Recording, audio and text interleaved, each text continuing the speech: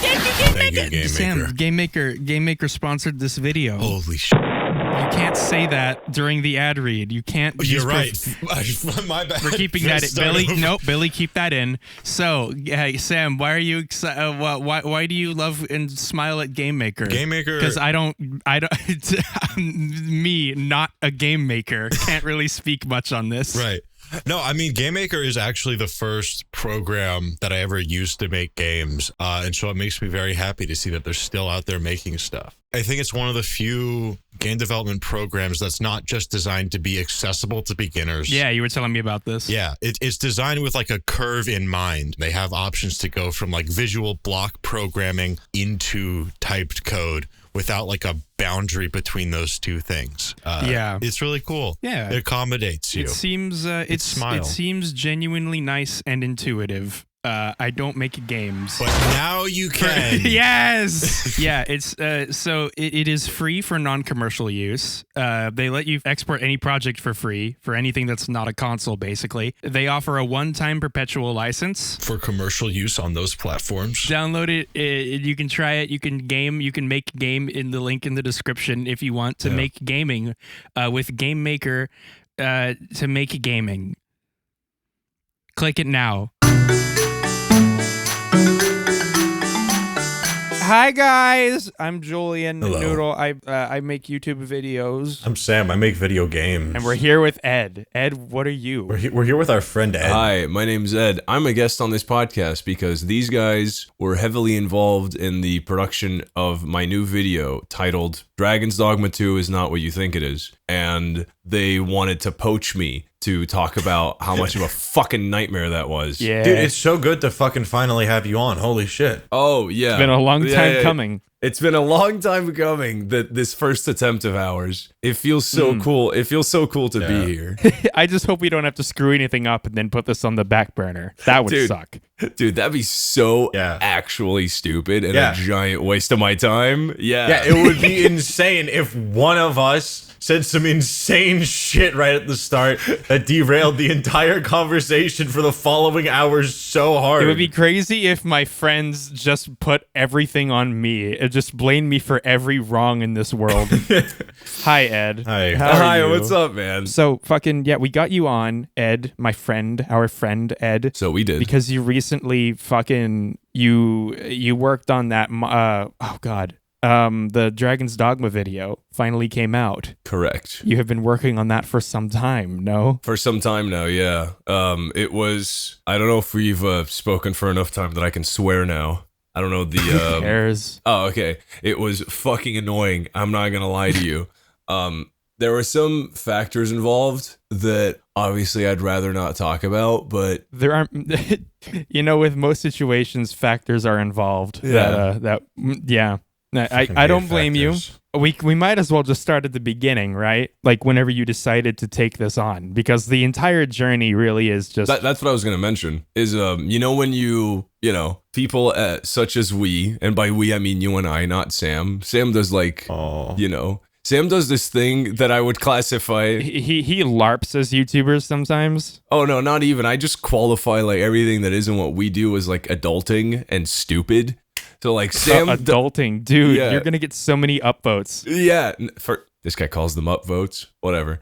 Dude, guys, I need everyone to go to I need you to give him some fucking some updates and some karma for that one. Thank you. That's because that was fucking funny. You hear that, guys? That is the sound of a clapping wholesome seal. Sam, you keep those. Those are a rare currency nowadays. But yeah, no. I don't know.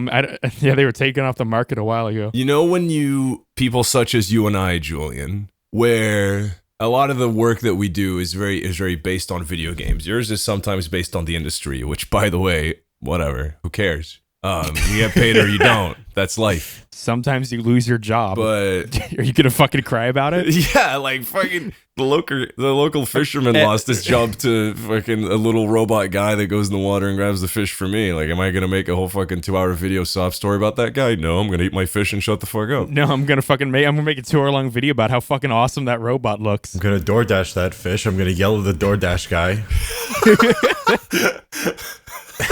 And then I'm gonna wait for him to get replaced by a robot This too. tastes the Yeah. same, but I got it faster. And then I start doing like a Fortnite dance. Yeah. But you know when people such as us, I still haven't gotten to the point. You know when people such as us, we make videos based on art that we consume. And you know when you consume something and then by the end of it, you're like mulling over it, but your immediate reaction isn't just, oh wow, that was really good.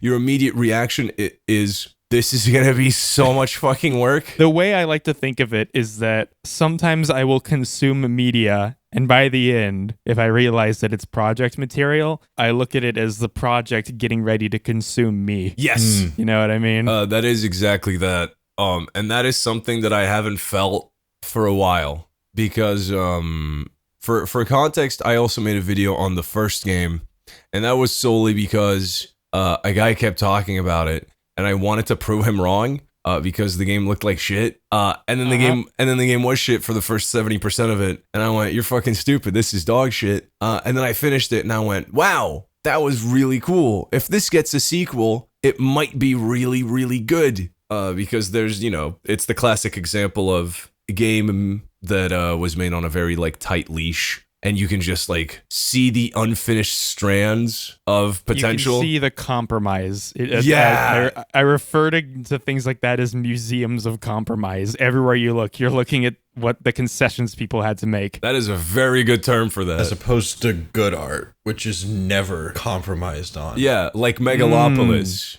where you make it Compromises. and it's a uncompromised 100% vision of one guy. That's what all good art should be. I'm so sad I didn't get to see that in a movie theater, surrounded by real connoisseurs. You didn't get to see a guy stand up and talk to the screen. No, that's my job.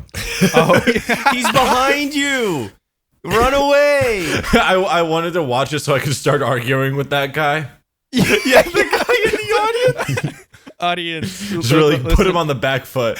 Listeners, Megalopolis is a movie where apparently the only right way to watch it is in theaters, where there's a plant in the audience who stands up and starts talking to the people on the screen at the end. It's during the middle of the movie, and it's a little bit insane. But yeah. I do really like imagining how that person would react if you just walk up and start arguing with him. Anyway. Imagine someone who's just like really adamantly just like, Nuh-uh. dude, you're not in the movie. Why are you talking to people in the movie? This Dude, guy sit down. isn't I'm real. trying to watch this. This I'm is a trying to watch the screen. movie. I start knocking on the screen and yelling, hello. This is a fake guy. Look how big he Dude, is. people don't get that big. People don't get that big naturally. Then a ding like happens. Like you hear the CinemaSins tick then, go then up. I play a CinemaSins ding. Yeah, I pull out the bell I stole from the front desk at the theater. Yeah. 'Cause I guess it takes place in like an old-timey hotel. I don't know. I haven't figured out the details. I haven't gone to a movie theater in the past 50 years. But yeah, Museum of Compromise is a very good way to describe that type of game. Because it absolutely was. And it was another case of like, man, if this game ends up being shit, then I'm going to look like an idiot. And then it came out, and it was like, despite everything that game does that I think is really cool. This is Dragon's Dogma 2 we're talking about. Yeah. Even like when I was like about halfway through playing it, and I didn't know I was halfway, but it was incredibly shocking to see a game of that scope in terms of budget and publisher name and just whatever be so. A friend of mine called it like extremely designed, but I guess like a better word for it would be just so absolutely fucking niche and targeted to weirdos And uncompromising. yeah, like it has so much like a hostile game design that you would only see in like a game that Mandy would review, you know? Yeah, that's a good way of putting it. Ed and I had a lot of fun riffing on different ways to articulate just how much this game fucking hates you for playing it and does not even give you any warnings. Just cosmic bullshit simply happens to you frequently. Yes. It's the best. Considering everything that game does and ended up doing near the end with all the crazy shit, I was like, this game is too fucking nuts and too good. It has impacted me on such a level beyond of what I expected that I need to do something different for this. So I garnered the help of these two guys I to help me do that. Because initially the video was going to be very normal. I started writing it around like last summer, and it was mostly just Jesus. yeah, and it was mostly talking about like how Wait, oh my God, has it been that long? I mean the game came out a year ago, like exactly a year ago. It came out end of March. Oh my God. That really must have sucked to make. Oh my God. It did. Because I started writing it. Fuck I started you. writing it last summer, and it went through a lot of just constant rewrites and struggles of like I want this to be different. Yeah, but like if you haven't done things a certain way, then you know you're gonna Yeah, fail a lot ever. of times while trying to figure. You're gonna flounder around a lot, like by nature. But you put yourself in this really fucked up position where the reason you're doing things differently is because you want it, like you really want to do right by this game in particular. Mhm. But when you push yourself out of your comfort zone creatively, it's a given that you're gonna fucking suck at it for a while. Yeah, I'm gonna stumble and eat shit like a lot, because the main thing that, you know, everybody struggles at this stage, because I can always play something and make fucking notes, and that'll be that. Like I'll always have my ideas in place of how I feel about the game, but the presentation is always what videos like mine struggle to nail. I'm currently struggling with that with the new one, and I struggled with that for a while with the Dragon's Dogma 2 video. So what I ended up But like in an exceptionally long time with the Dragon's Yes. Dogma 2 video. And when he says presentation, I assume what you mean by that is just like how to structure your ideas and string them together in an engaging way. Yeah, it's like because Dragon's Dogma 2, sorry. translating your notes into a proper script in a way that feels like it's okay to call it a script instead of a notepad. It's not even just that, it's also just because the game was so fucking wild and I loved it so much and it impacted me so hard to the point where like I mentioned in the video, in case people listening haven't watched it, it required me needing to fucking have a little lie down and take it all in for 15 minutes while my girlfriend was extremely worried about wondering if something had happened, which it did. I didn't want to make the Dragon's Dogma 2 video to nail down a structure for it and look at it and go, I'm kind of just doing the same thing again. Because I didn't want to. I felt like the way that this game impacted me, I felt like it deserved better, quote unquote. So what really helped me was getting you, Julian, to finish it, and then having Sam watch you finish it, which led to Right. the fucking key moment where I finally realized how this video should be presented and what it should be about, which is we were all sitting in a Discord call. This podcast is going to have spoilers for the game, by the way. It's going to have spoilers for a lot of games. I'm going to warn you right now. Listener, I was about to say I would recommend it, and then I realized the 3 people in this call are the 3 people who worked on that video, so no fucking shit I'm gonna recommend Yeah. it. But if you should still watch it, even if you've been spoiled and you know more or less what to expect. But if you don't know anything about the game and you watch that video, you're still stupid because you should play the game first. But I'm not expecting you to do all that. It's a very long game. Yeah. At least watch the video if you are interested, and then come back here later. Or don't. Listener, before you listen to this 1 hour of podcast, complete my 80 hours of riddles. Listener, I need you to read Infinite Jest in order to understand what I'm kind of putting down here. If you had read Thoreau, you would have laughed. You can still listen and Listener- not laugh. Listener, are you familiar with Ulysses? The Disney movie? Fuck off. Fuck you. Because Continue with your fucking thing. I will say, and I don't know how much of this is a false memory, but I remember getting a DM from you at some point that was like, you need to tell me about frog fractions again. Yes. And that ties into the timeline of this somehow. Dude, Yeah. the insane domino effect that led to that is insane. Wow. What a really cool cyclical sentence. You know what? Billy, keep it in. Fuck me. Play it twice, loop it, So, make it louder.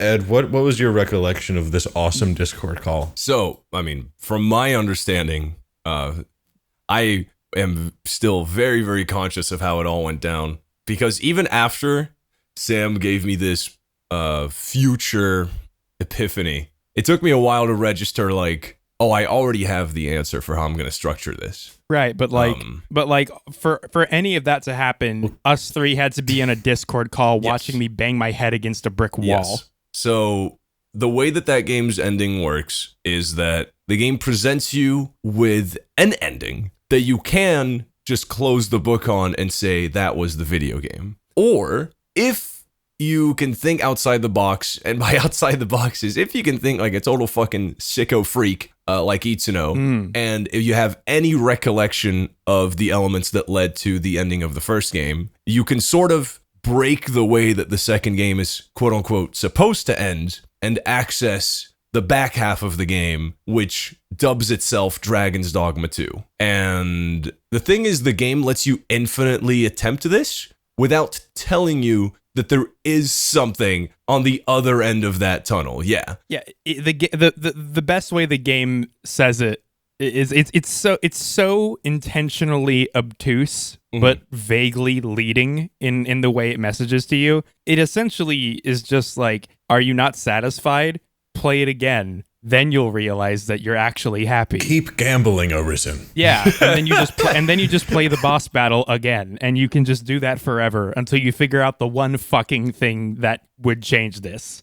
Right. Yeah. The aforementioned sicko freak shit. It genuinely, I think it was the literal last thing I could possibly have fathomed to try. I was at the end of my fucking rope by the time I figured it out, dude. Yeah. It was it is extra like hilarious because there's so many games like Dragon's Dogma where like once you beat them and let's say they don't have a new game plus equivalent, all they do is, you know, they boot you to the main menu, which Dragon's Dogma 2 does. And then if you reload the last save, you can just fight the final boss again. Yeah. Like, there's plenty of games that do that. So when it started doing that to me, I was like, oh, okay, weird, fair enough. But I played this during the pre-release era. And the whole time I was like, this can't be how it ends. The first one ended with some of the most, like the first one's ending made the rest of the dog shit retroactively good. So I refuse to believe that Dragon's Dogma 2 ends in this like, albeit fine. A game that is better in every way. It was an albeit fine. Except for the ending, which is... Yeah. It's like everything leading up to this point was way better. It's just, Itsuno, you managed it ends. Design your way out of all of the problems I had with the first one, and then it's just fucking over? Mm-hmm. What? I really love that your experience of this was during the pre-release era too, just because like it means that you didn't get this from an online guide. Oh, not at all. Why do you think I had to lie down? It's because I figured all of this shit by myself, and then having to hold this secret for the other 2 weeks before the game came out, man.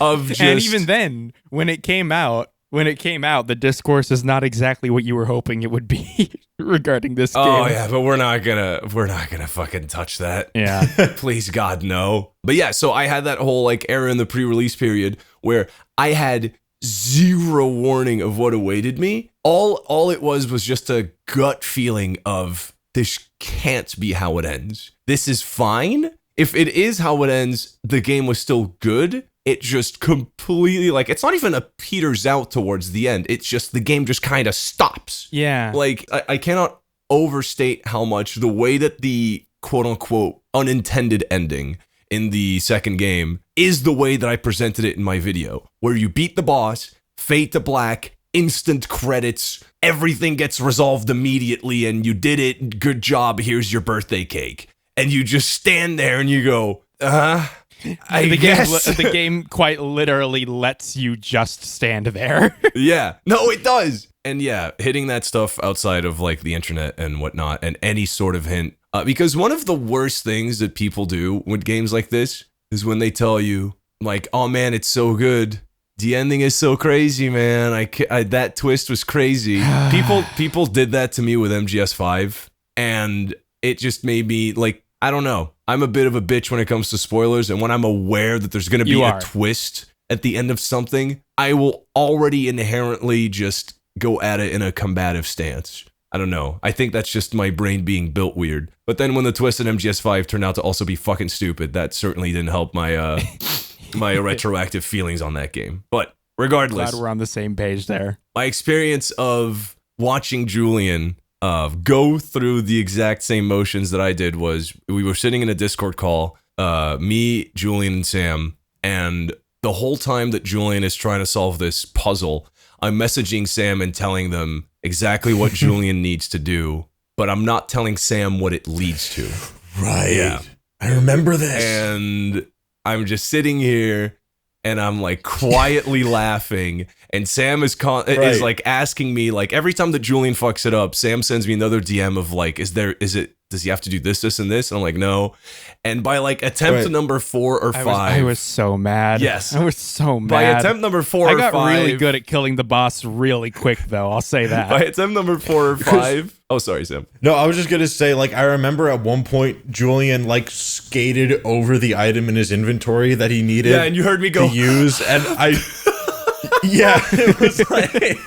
I don't know why it was just really. I just it was didn't great. see it in the inventory. I glazed over it. It's like it wasn't there. Well, it's because it's because I've had it in the inventory for so long. It was just a required quest item. So I trained myself throughout the entirety of the playthrough not to fucking look at it. And because the other psychotic thing that this game does is it was presented and marketed as a quote-unquote remake and an entry point into the franchise for new people, but that item has absolutely zero significance to the player if they haven't played the first one, which was my first hint that this might actually be a sequel if they're giving me this item. The second game it performatively shows off this thing like it should be a big deal, but doesn't really ever explain why. You have to have played the first game to pick up on that. Yeah. It is quite obtuse, to say the least. Just for a little like experiment, I did end up going back in mine and Sam's DMs, and here are our interactions from that entire thing of watching Julian like fumble his way into the rest of the game. We're watching that, and I'm purposely not telling Sam what this leads to. Julian finally does it because I'm starting to hear that he is getting very annoyed. So I start being a little bit more obvious with my hints until Julian finally does it. And much like a normal person, instead of Julian going, Julian kind of goes, how the fuck was I supposed to figure that out? I am kind of I get very salty after a while if I'm stuck on a puzzle. No, but that's fair.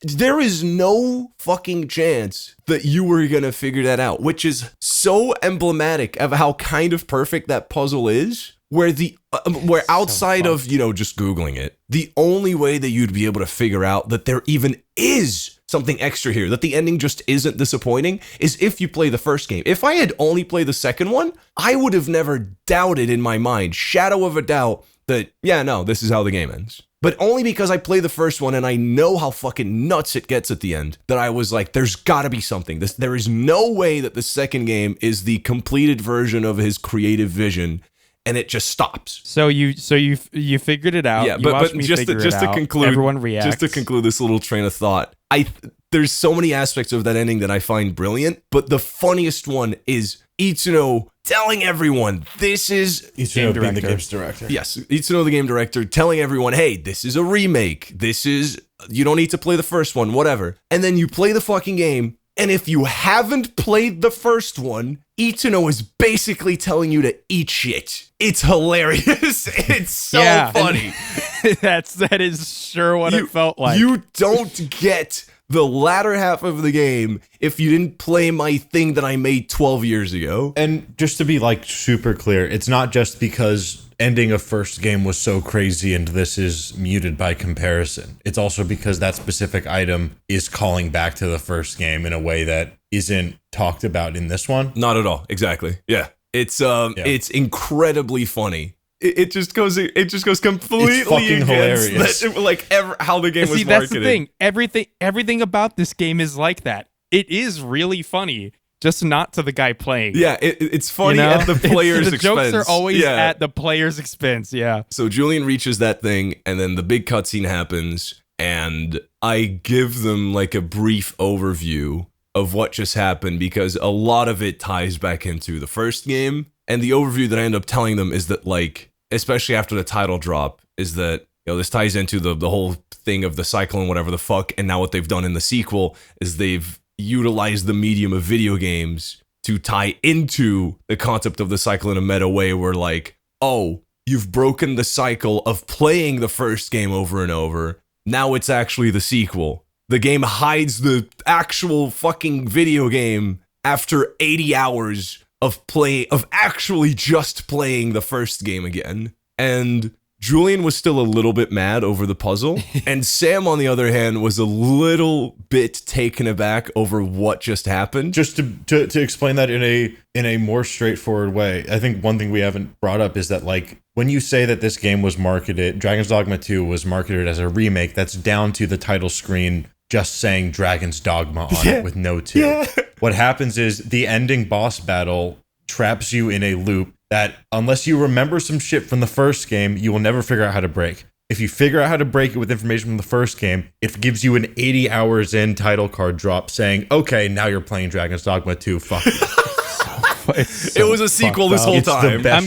I'm getting mad at it again just thinking about it. It's fucking awesome. I'm just such a huge fan of structural jokes in video games, and maybe that wasn't supposed to be like funny in the way that you would laugh at it and smile and grin and kick your feet up a little bit, but not like, you know, fat Spyro on my screen kind of laugh. It's funny in a kicking you while you're down kind of way. Sure. Like to this day, one of my favorite design jokes in a video game is in The Witness, fucking another game we're gonna spoil real quick. There is a puzzle that takes an hour to beat. Like it is a timed thing that takes an hour to beat. And what happens is you start the puzzle and then you get to a point in it and then you realize you have to sit there for an hour. And it's because a video is playing that has to finish playing and the video is an hour long. If you pause the game, you have to start over. And this is not a required puzzle. This is like a secret puzzle to get to some secret shit. And the video that is an hour long is an hour-long lecture about secrets in video games. And you have to listen to the entire thing. You have to sit straight through it to get to the end of the puzzle and be able to finish it. The moment of realizing that I had to do that was fucking hilarious, and it's why I think the current 100% speedrun of that game includes the guy leaving his computer to go get Starbucks in the middle of it or something, and then coming back. It fucking rocks. I just want to use that example real quick, Sam. That is an extremely funny prank to play on the player using structure, like you said, but that is super optional, like you said. What if it was actually the back half that you're hiding? Yeah. Well, it is. It kind of is, you know, but yeah. It's actually, I'm realizing, more similar than I thought, but there's no way to get into just that talking about The Witness for ages. Yeah, no, I get you. So keep running. Yeah, once Sam had collected all the information, because once this has happened and the title drop happened, I started talking about how fucking cool that was and how like this knocked me on my ass for 15 minutes. Sam then had a lot of questions about like how similar this was to the first game, and I had to like explain like, no, the first game's ending did this. There was no puzzle. It just, this happened. This was part of like the thing, and all those things happen in the second game. This other thing here that's called Dragon's Dogma 2 is completely new and was not in the first game at all, in any sort of way. To which Sam just kind of got quiet and then asked me, Ed, I'm gonna tell you about frog fractions. And I went, okay. And then Sam fed me the entire like release history and lore of frog fractions, from like the first game to the Kickstarter to the Kickstarter's ARG to then Glittermint Grove. The listeners, let us assume the listeners don't know about frog fractions. Let's assume that the listeners are reacting to this information the same way that Ed did when I said I need to tell you about frog fractions. Yeah. So because frog fractions, go for it. Just to finish, it was from the initial game to this Kickstarter that they had for a sequel, that the Kickstarter ended up being successful, but then they were like, we're going to make the sequel and not tell you, to then fighting it in a imagine doing that. It just conceptually, like, hey guys, thanks for funding my thing. We're going to do it. Solve my riddles to find it. Yeah, solve my riddle solve my riddles 3 if you want to see the thing you just paid me money to make. Because frog fractions was one of the early it was in the 2000s, like internet joke games. It was a edutainment game about a frog solving fractions. You can still play it to this day. And if you do a certain thing, it just goes off on this fucking ridiculous tangent of escalating bullshit mini games that are absolutely nothing like what you would expect to find in an edutainment, flash game. But also that is definitely like, it exists as a pretense to be a rabbit hole. It doesn't actually fucking teach you about fractions. That's not what it exists for. I mean, that's part of the joke. It's like Right. it is totally riffing on this genre format in hopes of baiting unsuspecting people into spending a lot of time watching a frog play Dance Dance Revolution and all this other bullshit. And it got popular enough. Playing a text-based adventure game where you have to jam some pink liquid into a substance in order to escape a ship or something. I don't fucking care. Fuck that game. Yeah, so like when they're talking about doing a Kickstarter for the sequel and not telling anyone afterwards, like they are specifically saying, they said we're gonna make Frog Fractions 2. They got all the Frog Fractions fans to pay them money to make Frog Fractions 2. They made Frog Fractions 2 and released it and didn't tell anyone where to find it. And they also said it's not called Frog Fractions 2. Good luck. It's out somewhere. Yeah. In something. And the Potentially. the biggest piss take is that they retroactively they refer to the Kickstarter ARG as Frog Fractions 2 when The people quest to actually find- found. Yeah, that the quest to find it was Frog Fractions 2. When you found it and actually started playing Frog Fractions 2, that's not Frog Fractions 2. That's Frog Fractions 3. Yeah. Fuck you. And then Sam was explaining all these things to me, and then we got to the final game in this history, because the original game Frog Fractions, the edutainment goofy game, that was released on what was it, like Miniclip or something? I think it was just released on the guy's Okay. website. It was like an old Flash game, got ported later. Who cares? And then the original game got a free re-release on Steam with Game of the Decade edition, baby. yeah, with just it was intact, all the stupid shit was there. And then it came with DLC for a gay little hat, which if you bought was actually Frog Fractions 4. They hid the sequel again, but this time it was under I think it was $8 DLC for Frog Fractions re-release. Yeah, Yep. paywalled. Beautiful little hat. Which was once again the same game, but with a hat. But once you did the same thing that you did in the first game to quote unquote break it, it would just devolve into an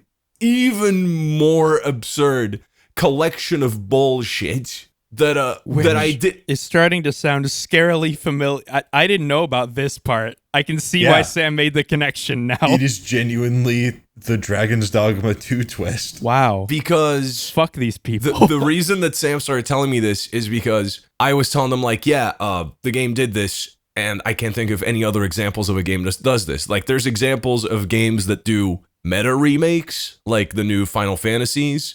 There's examples of games that hide their own sequels within themselves. That would be something like Nier Automata and Okami. But I have never seen a game market itself as a remake and then secretly be a sequel, actually. Yeah. And before anyone says the Stanley Parable Ultra Deluxe, the entire game is a joke about how they're not doing that. Yeah, I had some comments of people mentioning Final Fantasy did this, and I'm just like, no, they didn't. I did have a lot of people tell me that apparently Pathologic 2 does this. I don't know, I haven't played it. I think I haven't played it either, but from what I've heard, the whispers inside the wind tell me that that may be true.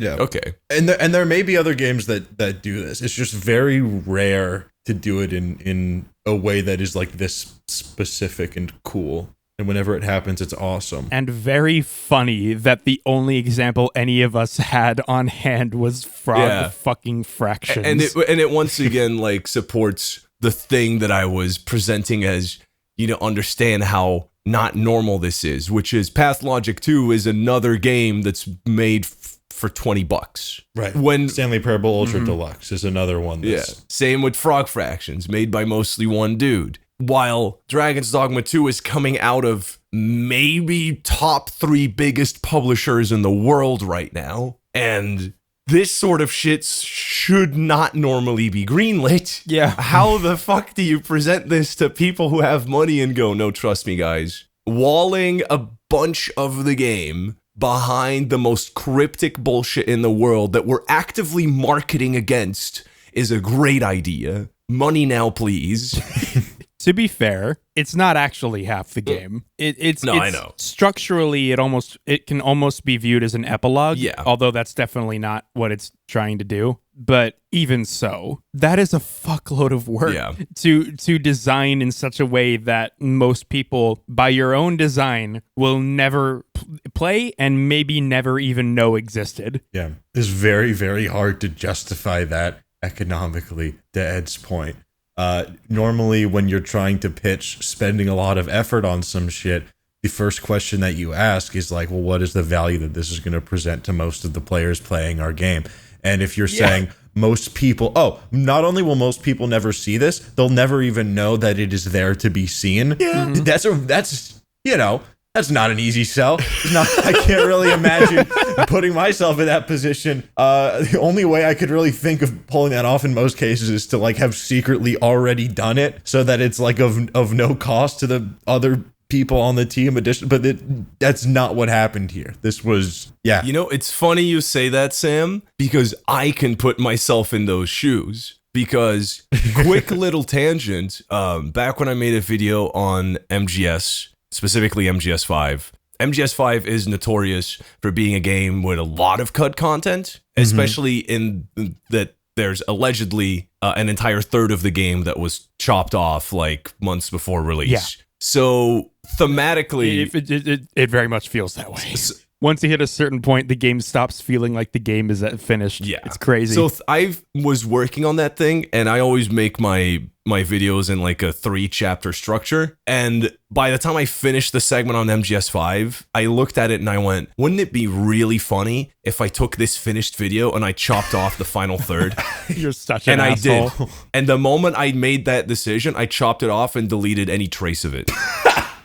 It was like it was a gargantuan amount of work that I chopped off and deleted because I was like, it would be really funny if I did this for the MGS5 segment. You're such a dick. So if you rewatch my MGS video, the MGS5 segment just sort of ends. That's fucking awesome. Wow. And the reason I'm mentioning this, Sam, is because I tried to do that with this one. Hear me out.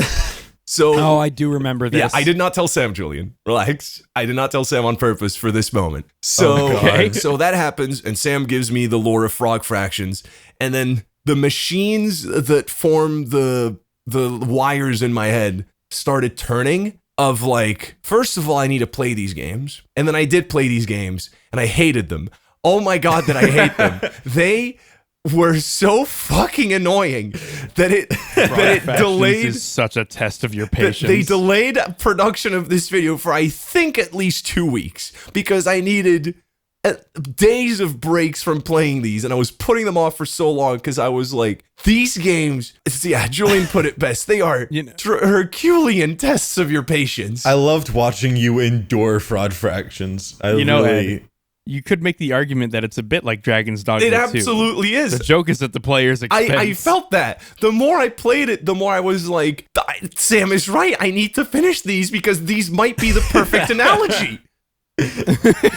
So I played all of them. It was a nightmare. And then by the end of it, I was like, I figured it out. The structure will revolve around these games. And I'm going to use the first video that I made where I paralleled Dragon's Dogma 1 to a bunch of games from that generation that ended up being commercial and or critical failures, but ended up branching off, being the roots of an incredibly successful gamer series. I'm going to do that parallel again, but this time with these random fuck-ass JPEG games no one's ever heard of, but they're the only example we can think of that also has done this. Just to like contrast the fact that, yes, this has been done before, but as far as I know, never near this sort of scale. And that was originally going to be the point. And that's when, once I was like, I had decided that, that's when I hit up Sam being like, Sam, I need you to give me the entire history of these games again, because all of this is going to go into the video. Because I wanted the video to also be like a piece about Itsuno, the director. because the history that he's had trying to get this specific game done was notoriously torturous. So Sam gives you that idea, and I'm like, okay, I'm going to structure these around here. And I'm working on the video, and I'm writing it, and I'm whatever. And then one time, for some reason, this always happens when I'm on the toilet. I'm sitting on the John, and there's part of me that's like, this still hasn't reached the heights of the thing that I want to make that would be deserving of how this game like impacted me and how much I love it. Man, fuck you. Fuck you. I was literally sitting on the fucking toilet and I was doing tricks on it, and I kept grinding. I kept thinking about how notoriously awful the history of this game's development was, and what the game does, and who the twist villain in this game actually ends up being. And then I started connecting all these dots in my head of maybe, just maybe, this game might actually be a personal story about trying to get your idea out the door and being met with so many fucking obstacles outside of your control. And the moment I was done with that, I wiped my ass and I rushed to my computer and I messaged Sam in all caps, Sam, we need to talk right now because I think I'm having a heart attack. And I just finished shitting, I think was part of your message. Yeah, that sounds right. And just for context, this video started being written in August. I know this for a fact because I was in Portugal at the time. I started writing this in August as just another one of my videos. And then the whole Frog Fractions idea came to me once Julian finished it, which I think was around October. And then this shitting, like, not euthanasia, what's the word? Epiphany happened in like December. I need you to understand that by the time that I had this epiphany, the video's script was very close to being finished.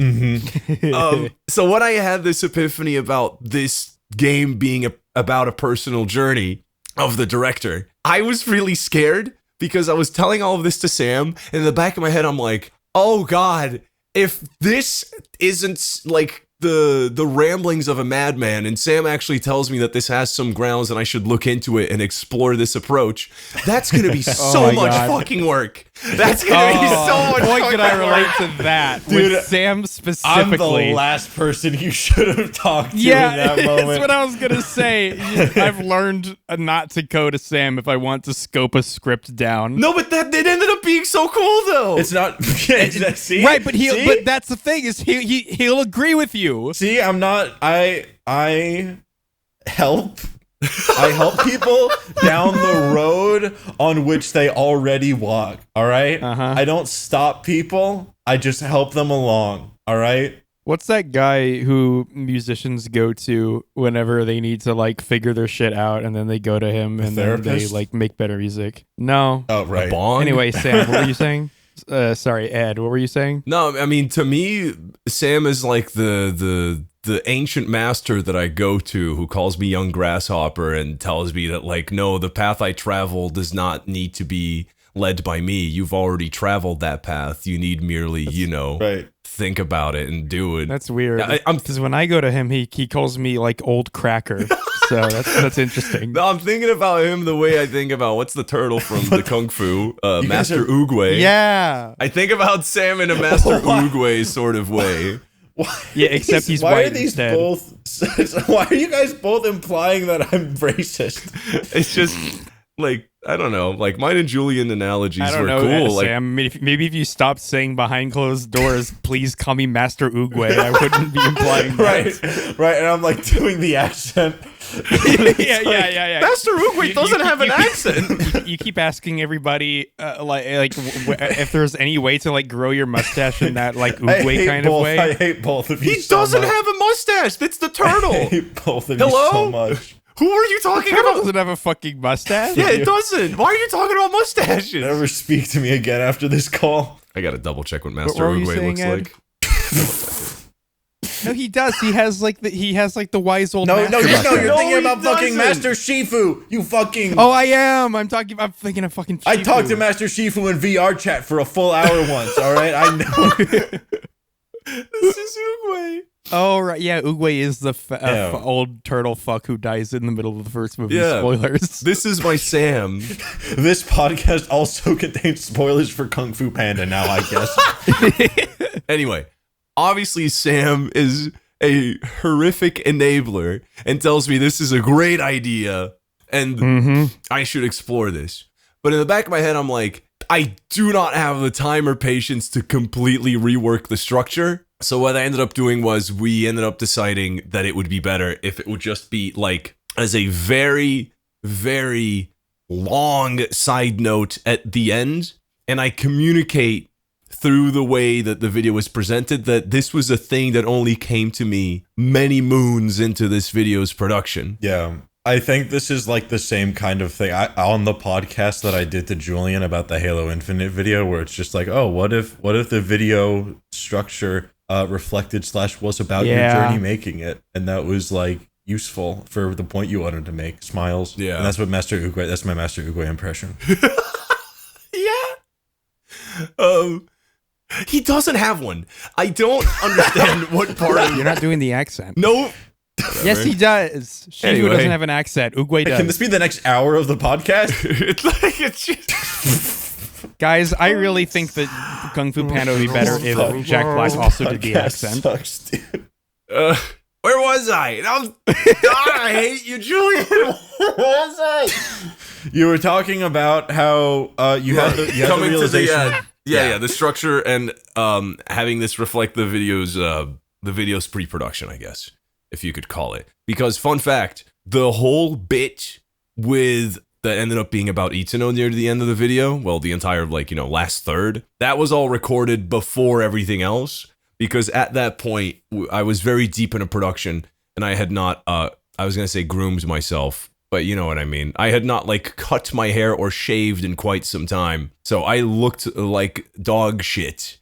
But I was like, I need to look how I feel right now for this, bit to come across better. So I was just like, fuck it, I'm going to record this literally right now. I need to make sure that it's written down and good and doesn't have any holes in it before I do. And that required doing a lot of research, especially regarding the production of Dragon's Dogma 1 and Dragon's Dogma 2 and everything in between. And you know what's really annoying about doing research? You keep finding more shit. That is the worst part about doing research. Yeah. You're right. You kept coming to me with with new articles and quotes and shit that you found.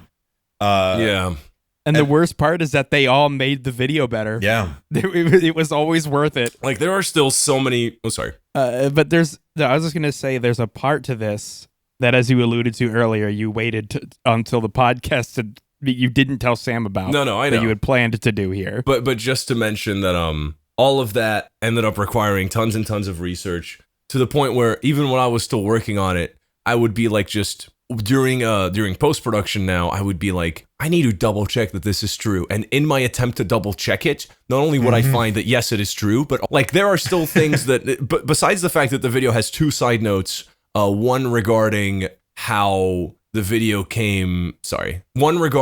first game's pitch in the year 2000 came to be rejected and Monster Hunters got to be approved.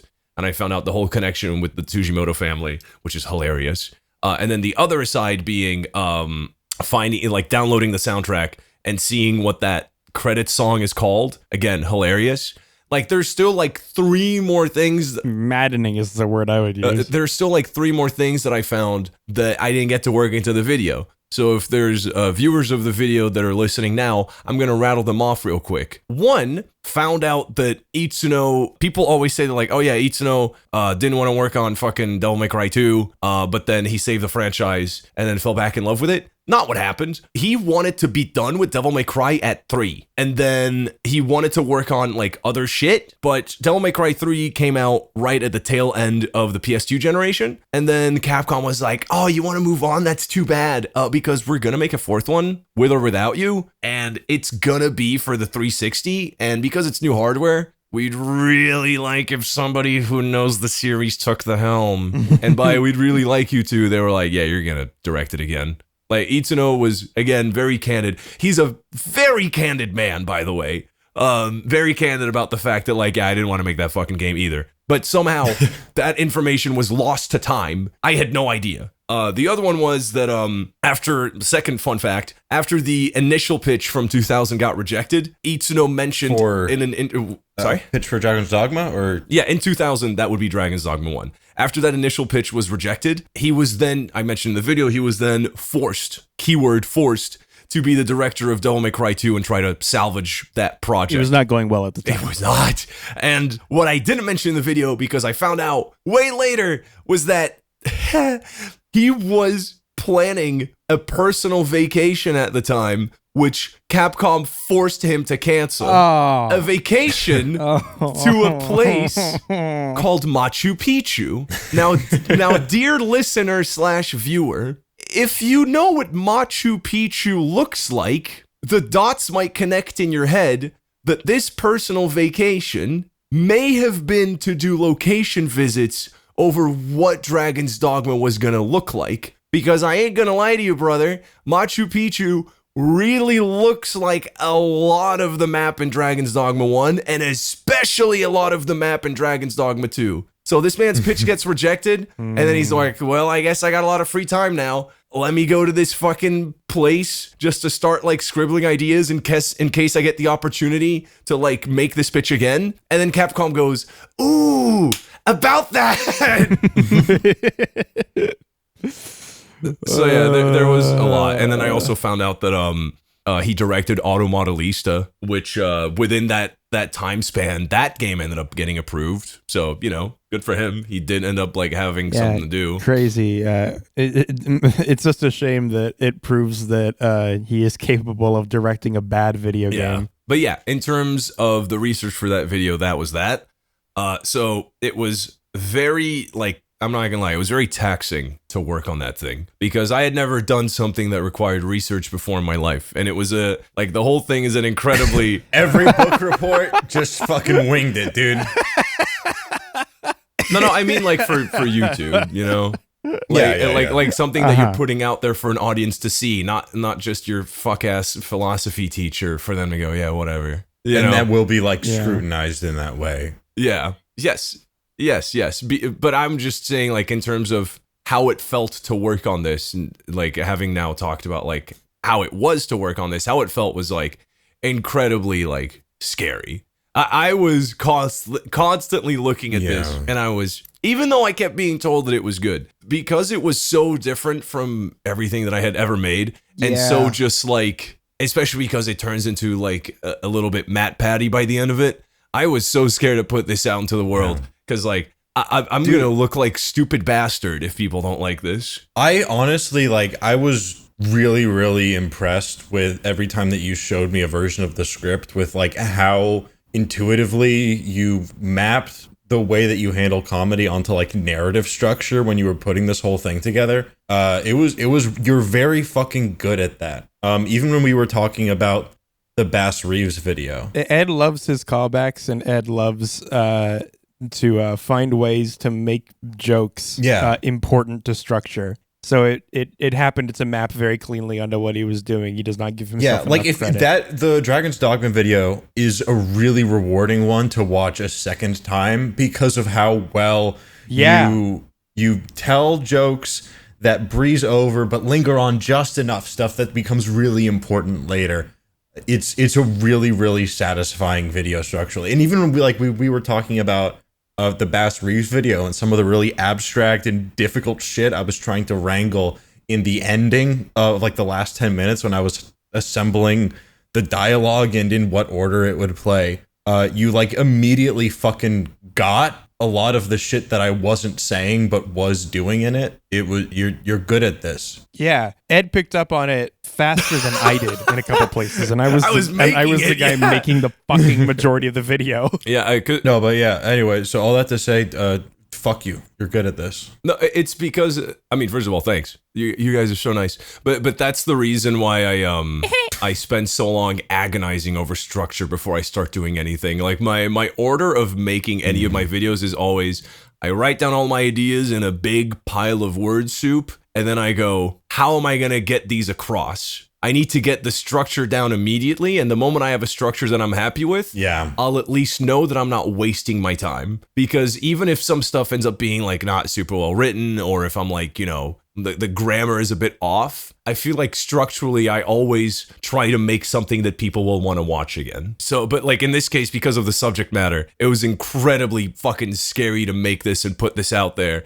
And the initial problem was that I had rushed the fuck out of it and ended up like canning it for like an indefinite amount of time, because to meet a deadline, I ended up like having to cut like a lot of it, and a lot of it I really wasn't happy that I cut. And also especially in the, I guess, post-production video editing department, I ended up rushing the shit out of it. And I was like, it was really rough. You were going days without sleep. But it was also just the video that I have ready right now, which I think was January, I know is good. I know this is good, and I know that the structure is sound. I've shown it to enough people, and people have glazed me enough for me to know that, yes, this is good. Sam, I don't know if you know this. Ed called me in like a delirious panic whenever he was like trying to figure out whether or not, and like really he had already made the decision, but you know how it is. Julian was my master Oogway in this moment. You're having a you're having a creative crisis. You just need to talk to someone about it. Ed was like, Julian, I think this video sucks. I think because I didn't have the time to make it, I think that what I'm making right now just sucks. And I tried very hard to convince him that was not, that he was tweaking. But eventually I realized he's not. Yeah.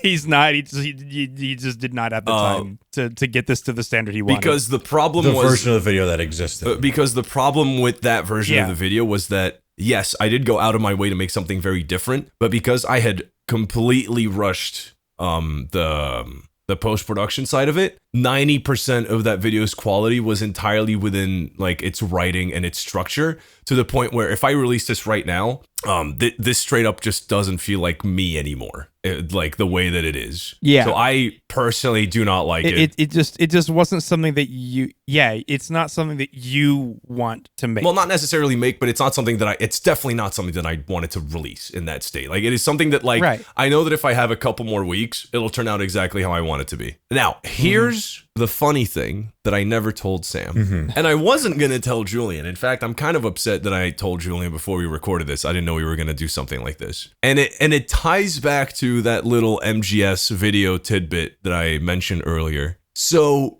the initial version of this video, Sam, was 20 minutes shorter. Not because I didn't have time to make it. In fact, that was the first thing that I made, but because I was like, I want to match this video thematically and I want to match this game thematically and structurally, and I don't feel like I'm doing that right now. So what if I take the entire last 20 minutes of the video? Oh, fuck you. Which is the entire personal spiel. Which is the entire personal... you're worse than me. Which is the entire personal journey and spiel about Itsuno and theories about what might have happened behind the scenes while this series was being made.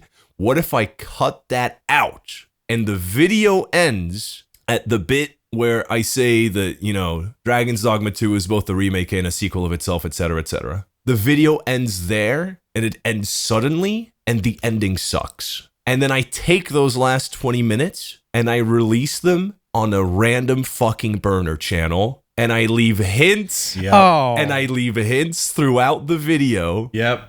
Oh man. About how to find it. Yeah.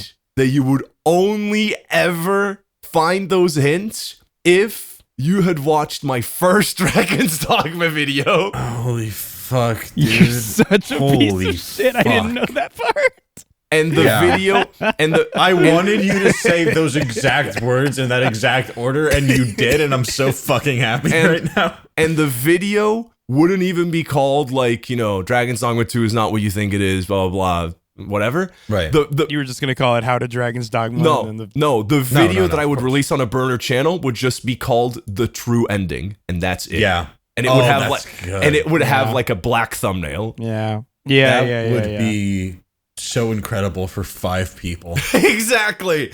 That's like genuinely, I really love that. I'm so dude. No, I love that idea too. I'm so glad you didn't tell me this idea, because obviously you shouldn't do that. Obviously that's a bad idea, because you have to balance. And Sam would absolutely. I would like to believe that I would have told you not to do it. But holy fuck, that would not have been an easy decision, because that is a sick idea. You would have enabled him. And I can tell, because your reaction right now is all that he would have needed. You could have walked yourself down, but once Ed heard you react like that, he would already have made I'm not going to lie. I kind of wish I did that now. It is extremely... Look, it's better that you didn't, because you do have to balance commercial concerns with... the art fun stuff, and this video is already like more than a few paces over the boundary that you've set for yourself with videos past. You did not have to do this, right? That was not make or break for this being like a big creative leap for you. How fucking ever. Holy shit, dude. That it would have been good. It would have, yeah. Because for two reasons that I know for a fact it would have been good. First of all, fun fact, that video is still up. That video is still up on a burner channel. Oh my god, you actually did it. Wow. Oh, you went that far. Wait, this is not an unlisted video. The true ending is out there? Oh no, it is unlisted. Oh, okay. I was going to say, if just the same 20 minutes is out there again. It is out there, and it's like incredibly unfinished form, but it is out there. But do you guys want to know why I said I know for a fact it would have been good? It is because I ran an experiment. I was like, I can't tell Sam or Julian that I'm doing this. So what I'm going to do, I'm going to seek out someone who has no idea that I'm working on this and hasn't played any of the games. And I'm going to show them a version of the video with those 20 minutes missing. And I'm going to see what they say. And I seeked out someone, exactly like I described, had never played either of the games, doesn't know what the video is about. And I'm just going to show them this video. I'm not going to say a fucking word. And I showed it to them under the guise of like, hey, tell me if this is good. I lied to them. I straight up said, hey, I got this video that I think I'm going to postpone because I'm not sure it's good. Watch it and tell me what you think. He thought that he was watching it to give me feedback on the video. That's not at all what I was doing. I was sending it to him to see if this version of the video, if people don't find the true ending, people would still like it. And this is a guy whose intelligence and taste I highly respect. He watched the video and said it was fucking amazing. Mm-hmm. Oh, fuck. How do you think I felt at that moment over what to do? Oh, God. Powerful and scared. Yeah. Yeah, man. Fuck. I mean, because it is. Dude, I'm telling you right now, if you told me that before the video came out, I would have just said do it. No reservations anymore. Because my only concern would have been like, dude, if people watch this and it is genuinely unsatisfying and they don't dig but deeper, it wasn't. then it's like you're missing out. But if it wasn't, then fucking dude, delete the video, re-upload. Men in Black, mind wipe, kill every person that watched it. Kill every person, including the two in this call. Yeah.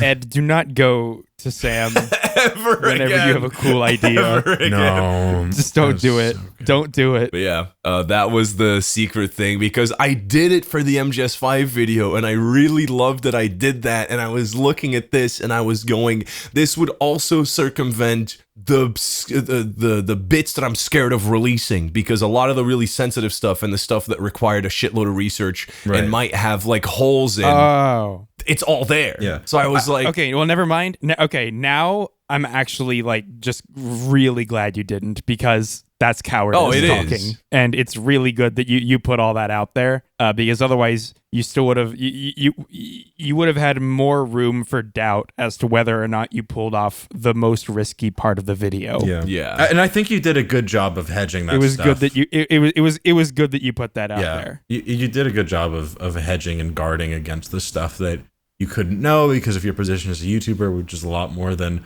a lot of other people do, where they'll very confidently just state shit and not acknowledge like where the holes are. Yeah. I think that was a well done bit, and I'm glad that it's out there in some form. And I pray that you never have to go through a production that fucking hard again. I thought you were gonna say, I know pray it'll that happen. you never have good ideas ever again because You should definitely block me on all of your accounts next time you have an idea like that. I Don't can hear it fucking- in Sam's do not voice. talk to Sam. Sam wants to live in a timeline where I did this. I do.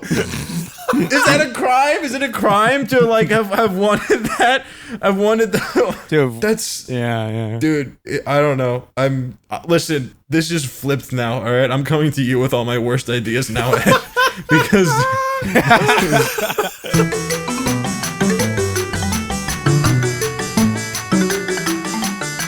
We're doing the Patreon question for Yes. this one. Yes. Aiden Corey asks, how's the switch from the Adobe Hellscape been? Julian, how's the switch from the Adobe Hellscape been? Did you ever have to deal with this? Yeah.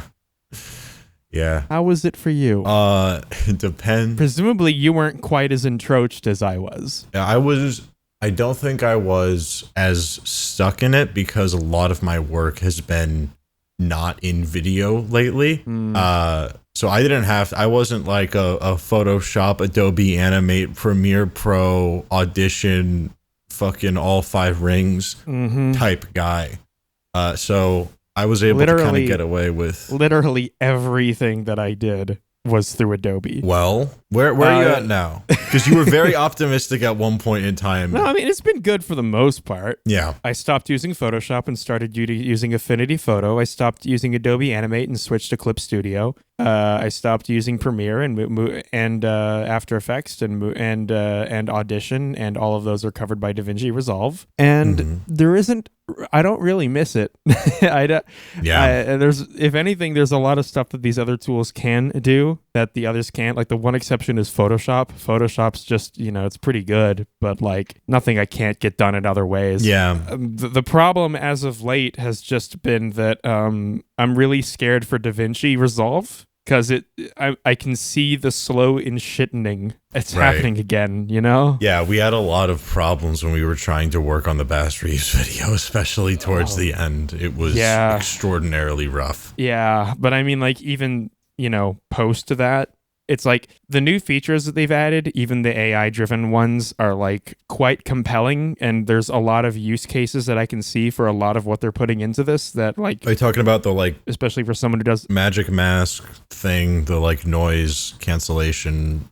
Yeah, for they've music got thing. Yeah, stuff like that. They're doing a lot of audio related stuff that lets you mix music without needing stems for it, or like removing or like isolating voices from messy audio. Having that all built into the program is really, really useful, as long as you're tasteful with your use of it. But it would be really great if it actually fucking worked every time I told it to do something. And currently it's like a coin toss. It's like actually insane how unreliable half of its stuff is. Like, I'm talking basic shit, Sam. Stuff that it used to do just fine. Yeah. Like now, if I'm editing an audio clip, let's say it's my voice and there's a bit of clutter, there's some noise in the background I'd like to remove. My dog barked or whatever. What the fuck ever. Yeah. And so I'm going to use their machine learning tool to try and isolate that. But also, I want to put an effect on that clip. Like, I don't know. I want to put a low pass filter on it. Yeah. Basic shit. The program says no. And it's like, this is something that it supports. It's supposed to be able to do this kind of thing, no fucking problem. But if you start doing things and you start layering them on top, like is supported and you're supposed to do in a functioning program, it just at a certain point either forgets all of the new effects you put on it, or you have to adjust the volume in order for it to refresh, or it just crashes. Pick one. Yeah. Yeah. So the thing about DaVinci Resolve is that everything about it works. Like everything about it works. It's when you start trying to do more than one of them at once, Right. that you start running into problems. I've found that if I nest the clip and then apply different effects on the nested clip rather than the actual audio clip itself, that can work because it treats them Pro as tip different for all things. Yeah. But I shouldn't have to do that. It's been fucking crazy watching and also our editor and also other people getting all of these new, awesome, insane software problems during the same period of time that like, this is the first time in many, many years that the thing that I am stuck daily driving as an ecosystem, which is Unity, has just been kind of like consistently fine for me. I really don't have that many complaints. I've been using it pretty heavily for like the last few months again, and it's just kind of, I don't have that many complaints, and I genuinely do feel like I have passed along a curse. I don't know what the fuck has happened. This is weird. Audience, Sam has a reputation. It's genuine. It's like if he takes something on, there will be problems. And I'm not like exaggerating for a bit. It's just like a known thing with him. Like, I'm disproportionately really more often than anybody else. If you're gonna be talking to Sam a lot, then it's a risk factor because then you have to talk to him about it a lot. You have to share that with him. Listener, if you know about Big Buck Bunny, then you need to send it to Sam in DMs right now because he'll really appreciate that. It'll take his mind off the stress. But generally, get in line behind 800 fucking crypto bots. All right, I have 8,000 women from China in my DMs with big Bitcoin wallets. All right, and I'm still working through all those offers. So if you want to send me Big Buck Bunny memes, all right, I'm busy. But no, I've had like industry expert, like actual God's honest experts, best in their field, fucking look me dead in the eyes and go, yeah, I've never seen that before. Yeah. I have no idea where to even begin trying to address what the problem is. Yeah, I remember that. So anyway, long story short, I have infected all of my friends with this. Yeah, we really have and traded I'm kind of places. fine. That's crazy. Yeah. I know how. Yeah, it feels I can't now. color grade right now. I just can't. I can't fucking do it. Yeah. So to answer your question, how has the switch from the Adobe Hellscape been? Julian's switch from the Adobe Hellscape has been going really, really well for me.